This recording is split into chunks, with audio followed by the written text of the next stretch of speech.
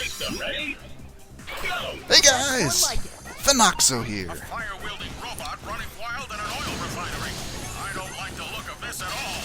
Yeah, and there's apparently fire robots at oil refineries. But what's more important than fire robots at oil refineries is crowdfunding failures. The first of which you're looking at right here on screen. It's Mighty Number 9. Mighty Number 9 was a colossal failure. Mighty Number 9 raised $4 million in its crowdfunding phase, and then produced a game that at best is described as lackluster, and at worst could be described as a shitty low-effort PS2 platformer. Supposedly, I think it's running on the Unreal Engine, but it really just looks like it's on a PlayStation 2. It's not good. It's really not good. It's like they just turned off all the good things on Unreal and put absolutely no effort into their character models and animations and controls. It's just disappointing on so many levels. And I guess the whole point that I'm trying to make here today is that money is no indication of quality. Just because a Kickstarter or an Offbeater, which is now defunct for those who don't know. Offbeater was like an adult Kickstarter wannabe that eventually died.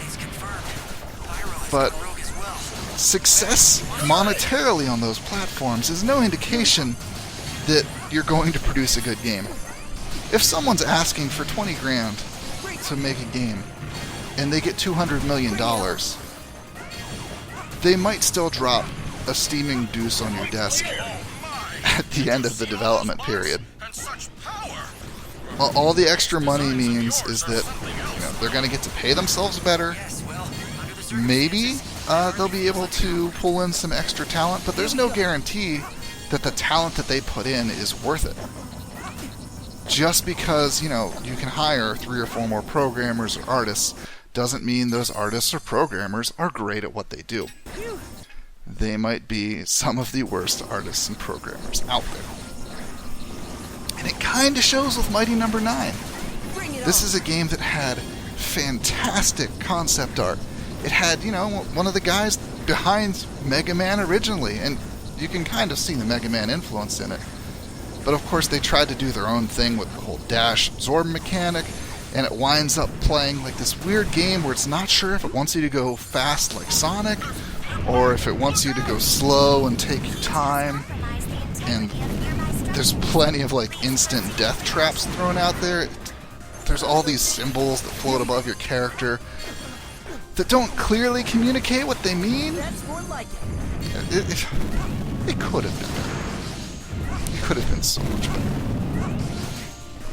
So that's one high-profile, old news thing. The real reason I wanted to make this video wasn't actually about Mighty Number 9, although it did give me an excuse to open the game up and play it after throwing my money away in the Kickstarter. Yes, I backed Mighty Number 9. I'm a moron. It's fine. The game I want to talk about, though, is a little game called Breeding Season. What Breeding Season is, it's a porny, like, Monster Girl Rancher type game where, you're crossbreeding your cat girls with your, like, horse dudes or whatever, and, trying to make, like, I guess the perfect offspring to then, like, sell for money. And you can upgrade your farm to be able to have different kinds of monster people that it can handle. Wow, I died like a chump. But, and it was a Flash game. It wasn't anything huge. It had like simple tweening animations for any of the sex scenes in it. But it still blew up like crazy on Patreon. It was pulling in something in the ballpark of $42,000 every single month on Patreon, or at least around the time that it went down. I'm sure in previous months the number wasn't quite as high. It was definitely higher than my game at every step of the way. And I'm not jealous of that, I'm not bitter about it, I'm not saying that the game was necessarily lower effort than mine. I'm not saying that at all, don't take it that way. I was actually kind of happy to see, you know, games in that space existing and being profitable. You don't see a lot of Western developed erotic games that are really successful. If you look at Japan, they're a dime a dozen. They are just shitting those things out constantly. But I don't speak Japanese, so I can't really enjoy them, and I don't care for machine translations. Well, breeding season fell apart. It's dead. Unlike Mighty Number 9, it didn't deliver a finished product. It pooped itself. There's no other way to describe it. The main artist on the project got an extremely forgiving contract that basically let him take half of all the money they made. Not only that, it let him take their art assets and walk with them. He could take all the work he did for the game, leave, and apparently legally ask the people that made the game to take all of the work he had done for that game while collecting about 200 grand out the door with him. This kills the game. You know, when your game has years worth of art put into it, and then you just take half of it and walk, it kills it. And it kills the desire of the people working on it to work on it. And a whole bunch of shittery went on as a result of this. We have the main guy behind it, H-Bomb, made a blog post explaining his side of the situation, but he did it in the douchiest way possible. He went out and publicly posted the real-life name of said smut artist that screwed him. Bring it on. I understand you're mad, Here we go. but you were the one that gave him that contract and approved that contract and signed that contract. You know, doxing a former employee because you're pissed at them, Here we go. not a cool move, bro. It's almost as douchey as the artist taking his shit and leaving to go start his own Patreon game. Oh yeah, I forgot to mention that. That artist took his money that he collected for not doing any work for a month, and he went and made his own game or his own Patreon anyway. It's already up at like $900 as of this morning. It's already making $900. People literally don't give a shit that he completely butt-fucked one of their favorite games and are just chucking money at him as a result. Wow. It sucks. It sucks hard. And it sucks for all of those people that were funneling that money to those developers. And it sucks to the, the developers behind the project. I don't care if they were, shittily managing the project. They were working on it. They were putting out new releases. People knew what to expect after the game was in development for that long. So it's not like they were giving money and getting less than they expected. But then to have the project just cave in on itself and just have no chance of continuing because all of the art is gone is just unimaginably terrible. I can't imagine what would happen if in my game I had given Saban some contract that let him just remove everything he had written in my game. It would just absolutely cut the heart out of Trials in Tainted Space and leave me a shattered shell of a man. I still probably wouldn't plaster Saban's real name up on the internet, because, that's a dick move. I wouldn't encourage people to download whatever Saban moved onto illegally and not fund him, because that's also a dick move. Just everyone on all sides of that situation is being a dick, and I hate it. And let that be a lesson to you guys. No amount of money will make people stop being dicks.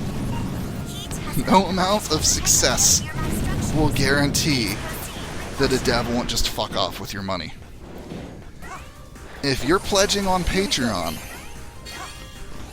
don't consider yourself to be don't expect anything out of that in the future any more than 1 month. look for, expect, I'm pledging, $5 or $10. I expect the devil work on the game in that month. But don't expect anything beyond that.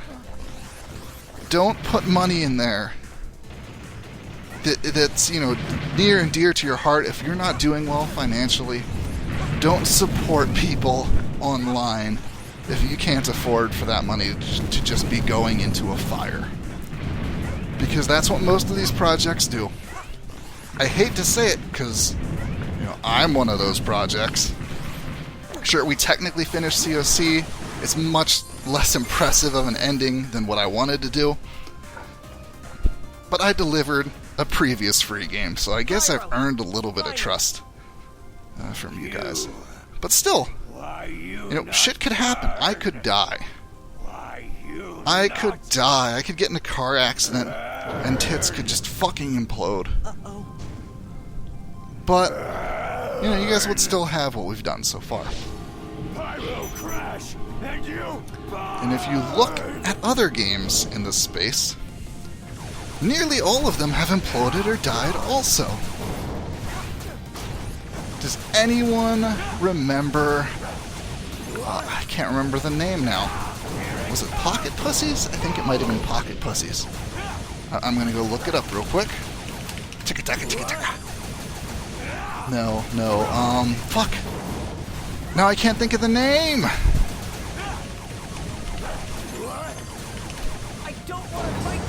Yeah, okay, it was Pocket Pussies. It was a ambitious, horny Pokemon ripoff, basically, with Monster Girls. Raised a fuckload of money. Never released anything of note. They've got a Patreon begging for more money last time I checked. Carnal Souls raised something like 50 grand on Indiegogo. And if you look at their blog today, you'll see notes about how they're running out of money, Brexit, and the fluctuation between the US dollar and the British pound have fucked them. And they're almost out of money. They threw up a Patreon. It's only getting a few $100s though. It can't afford to pay 2 full-time employees to work on a game. I hope it recovers. I'd like to see that game actually come out. But it seems like it's not being well managed and well prioritized. All they've had to show off is a character creation system and literally nothing else. So expectations are low. There's another game I can't think of the name of. I'm terrible at remembering names. On Patreon, that's like a 3D furry fuck game. Can't think of the name of it. But for several months, they were just taking money and not having anything to show for it. And they finally come out and posted like a demo recently, but hopes are not hugely high. So temper your expectations, people. Temper your expectations. Especially if it's a fundraiser that looks flashy but has no history of success in the past, or if the history of success in the past is so long ago that it's not really relevant. Someone who did good shit for the Sega Genesis isn't necessarily going to be good nowadays. There are similarities to his last plot to shut down. I'm not saying don't. Well, maybe I am, but don't put your money for these projects unless you can afford to lose it. Just be careful with your wallets, folks. That's all I ask. Be careful with your wallets.